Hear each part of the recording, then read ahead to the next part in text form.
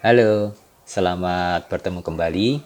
Kalau di dalam video yang pertama saya menjelaskan tentang anatomi proses perubahan, ya ada 4 tahapan di sana. Nah, maka pada video kedua ini saya akan menjelaskan tentang bagaimana kita bisa merespons dengan baik perubahan-perubahan yang terjadi tadi, ya. Nah, ada 3 titik kritis yang perlu kita waspadai ketika kita menjalani proses perubahan, ya. Nah, ketiga titik kritis tadi itu terkait dengan proses transisi yang kita jalani ketika kita berpindah dari satu tahapan ke tahapan berikutnya, ya. Nah, mari kita bicarakan satu persatu. Titik kritis yang pertama itu terjadi ketika kita masih berada di zona nyaman yang lama dan kemudian perubahan itu muncul. Ya, nah, pertanyaannya kan kemudian menjadi apakah kita harus berubah? Ya, reaksi kita itu pada umumnya seragam, no, tidak. Ya, saya tidak ingin berubah, saya tidak ingin meninggalkan zona nyaman saya. Ya, nah, jadi kesulitan untuk meninggalkan zona nyaman tadi itu muncul karena 2 hal biasanya. Satu, karena kita tidak tahu ya mengapa kita harus berubah, mengapa kita harus meninggalkan zona nyaman kita. Ya. Kalau kita lihat misalkan ketika pemerintah mengumumkan kebijakan work from home, social distancing dan segala macam, itu kan di jalan, di pasar, di mall itu kan masih banyak sekali orang-orang yang berkerumun. Artinya mereka belum berubah, ya kan? Nah, pertanyaannya kenapa mereka berubah? Belum berubah. Bisa saja karena mereka tidak tahu ya, mengapa mereka harus berubah. Ngapain saya harus tinggal di rumah? Ya, ngapain saya harus bekerja dari rumah? Ya, nah jadi business as usual. Ya, mereka tidak tahu. Nah, atau penyebab kedua, kenapa orang tidak mau meninggalkan zona nyamannya, itu adalah tadi ketakutan untuk menghadapi ketidakjelasan yang muncul di balik perubahan tadi. Ya, kalau saya harus work from home, saya harus mengajar dari rumah, bagaimana nanti saya menjalankan kuliah saya? Ya, nah pertanyaan semacam itu menghantui, itu mengkhawatirkan, itu menakutkan, ya. Ya, jadi ada kenyamanan yang terganggu dan kita tidak tahu apa yang terjadi setelah itu. Nah, ini juga menghalangi orang yang berubah, ya. Nah, jadi persoalannya adalah bagaimana memecah kebuntuan ini, ya. Nah, gimana caranya? Nah, salah satu cara yang bisa dilakukan itu adalah dengan kita membandingkan, compare and contrast. Apa yang dibandingkan? Yang dibandingkan adalah kondisi sekarang hari ini dengan kondisi masa depan yang ditawarkan oleh perubahan tadi.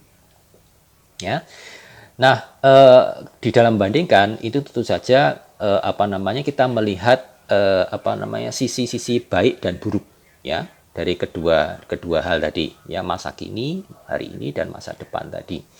Nah, tentu saja perubahan itu selalu diarahkan untuk menuju ke kondisi atau keadaan yang lebih baik ya, sehingga yang kita lihat itu adalah hal-hal positif yang ada di depan ya, dan sebaliknya kita mencoba untuk melihat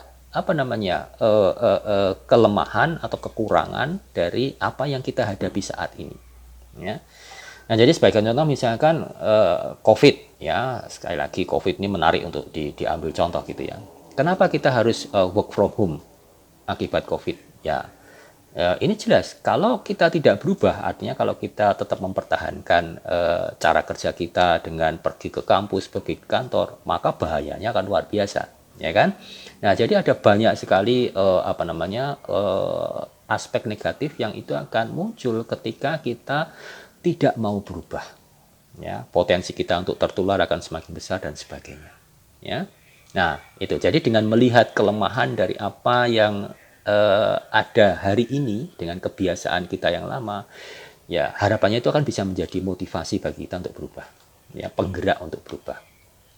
Atau kita juga bisa melihat hal-hal positif yang ditawarkan oleh masa depan di balik perubahan tadi. Ya, contohnya misalkan kalau kita bicara tentang e-learning atau belajar dengan dukungan teknologi informasi, ya sebetulnya ini bukan ide yang baru, sudah lama. Tetapi dengan adanya COVID ini, ide ini menjadi semakin terakselerasi, ya kan? Nah, tapi kalau kita melihat masa depan dari e-learning, ya, dari online learning semacam ini, kita akan bisa melihat banyak sekali keuntungan di sana, ya kan? Yang mungkin hari ini kita tidak atau belum bisa lihat dengan jelas.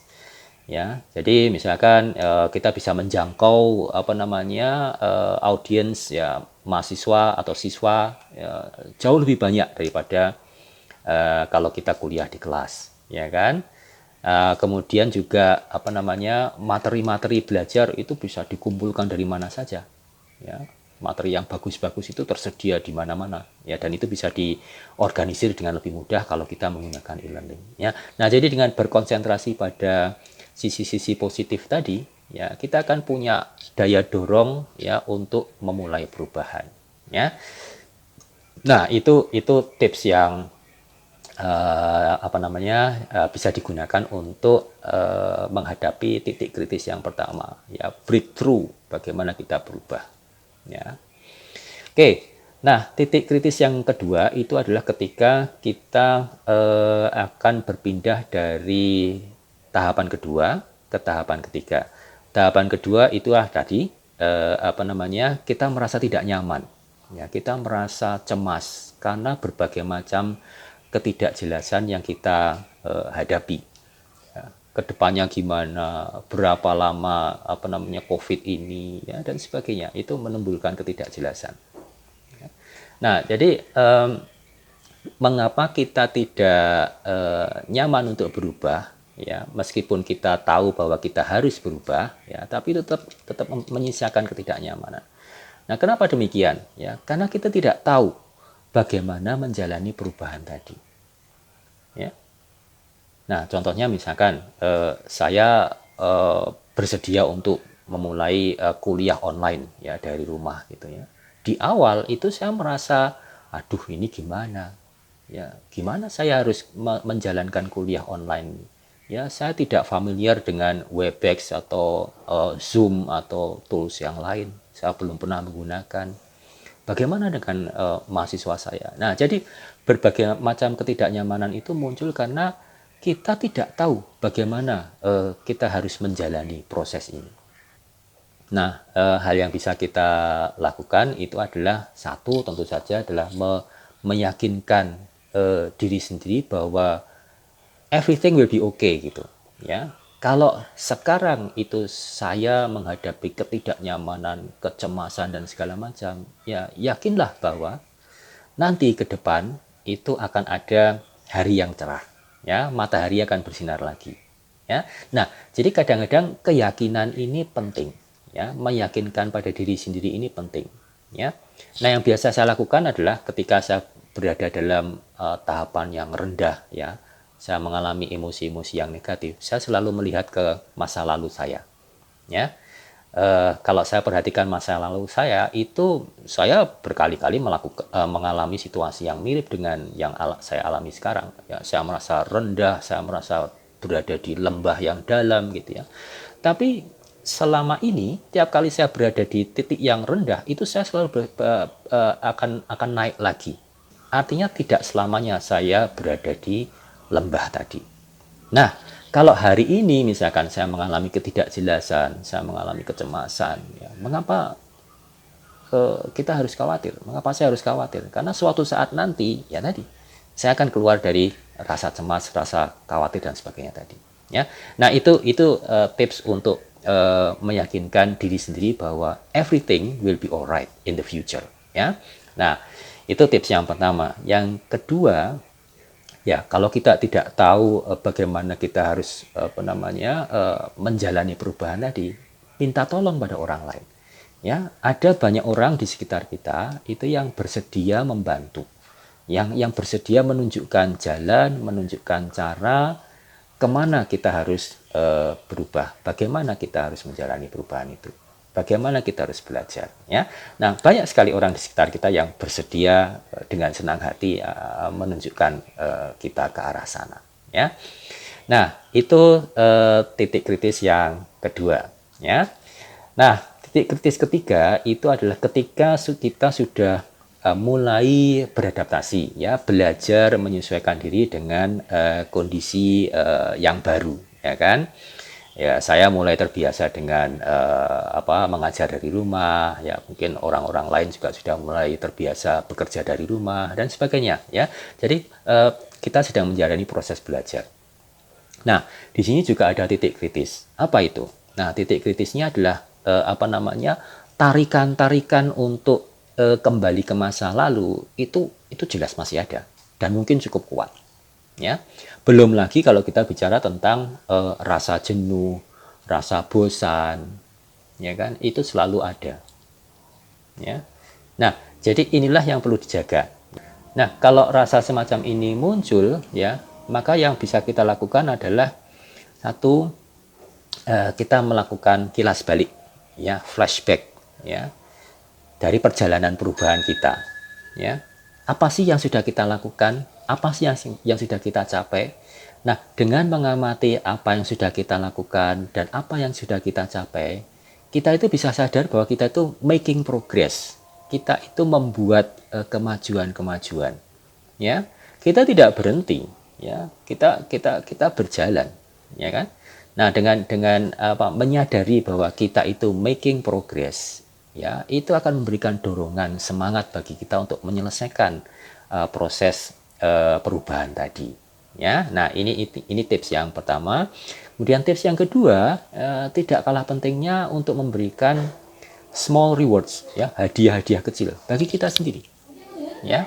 Kita menghargai diri kita sendiri, kita menghargai bagaimana diri kita itu sudah bekerja keras untuk menjalani proses perubahan tadi, ya. Diri kita itu deserve the reward, ya, berhak untuk mendapatkan hadiah, ya. Nah, jadi hadiahnya bisa macam-macam, ya, sederhana sajalah yang memang itu tidak menyulitkan, ya. Yang penting adalah bahwa adanya penghargaan terhadap diri sendiri, terhadap apa yang sudah diusahakan selama ini, ya. Nah, ini juga sesuatu yang bisa menyemangati kita untuk tetap berjalan ke depan dan menghindarkan kita untuk kembali ke masa lampau kita, ya. Nah, jadi demikian tipsnya untuk menghadapi perjalanan yang melelahkan, ya, untuk sampai pada tujuan akhir, ya, di mana kita akan masuk ke zona nyaman kita yang baru, ya. Ya, jadi demikian kira-kira beberapa tips yang bisa kita lakukan untuk menghadapi dan menjalani proses perubahan. Nah, satu hal terakhir yang ingin saya sampaikan adalah bahwa yang namanya perubahan itu akan selalu terjadi, ya. Yang tadi saya jelaskan dan di video sebelumnya, ya, itu hanya berbicara tentang satu siklus perubahan. Nah, di depan kita itu akan ada banyak sekali perubahan-perubahan yang menunggu, ya. Nah, jadi ketika kita bisa untuk menjalankan satu siklus perubahan dengan baik, maka insya Allah kita akan bisa menjalankan siklus perubahan berikutnya dengan baik juga. Demikian pula seterusnya, ya. Nah, jadi kalau kita bisa menjalankan banyak sekali perubahan dalam timeline kehidupan kita, apa kira-kira yang terjadi? Ya, kita akan menjadi manusia yang lebih baik, ya, setingkat demi setingkat, ya. Bukankah ini yang kita inginkan? Menjadi lebih baik, ya. Terima kasih atas perhatiannya, semoga bisa bermanfaat. Sampai bertemu di video selanjutnya. Salam.